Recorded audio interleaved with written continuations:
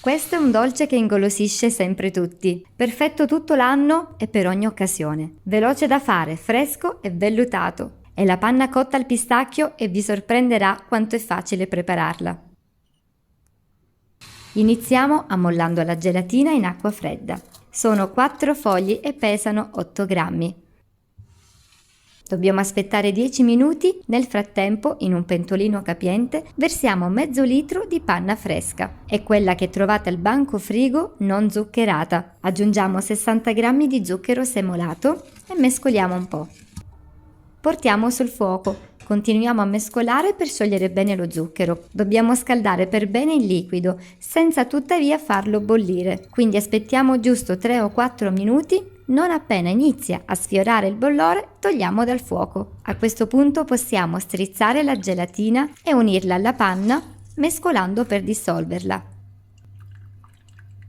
L'ultimo ingrediente, quello più importante, 200 g di crema di pistacchio, che potete acquistare già pronta come ho fatto io o preparare in casa.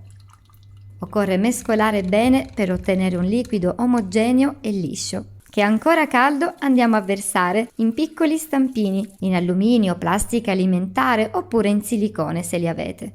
Vi consiglio di sciacquarli sempre sotto acqua corrente prima di utilizzarli. Lascio intiepidire qualche minuto a temperatura ambiente, poi sposto le formine in frigorifero perché la panna cotta dovrà riposare almeno 5 ore per raggiungere la consistenza perfetta, come quella di un budino, soda, compatta ma morbida. Il tempo necessario è trascorso, quindi vado a sformare i miei piccoli dolcini.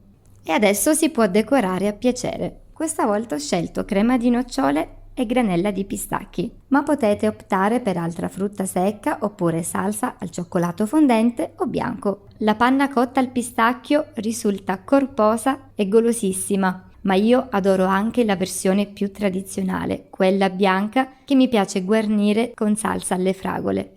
Scrivete nei commenti quale versione preferite e io vi aspetto presto con una nuova video ricetta. Un abbraccio da Valentina.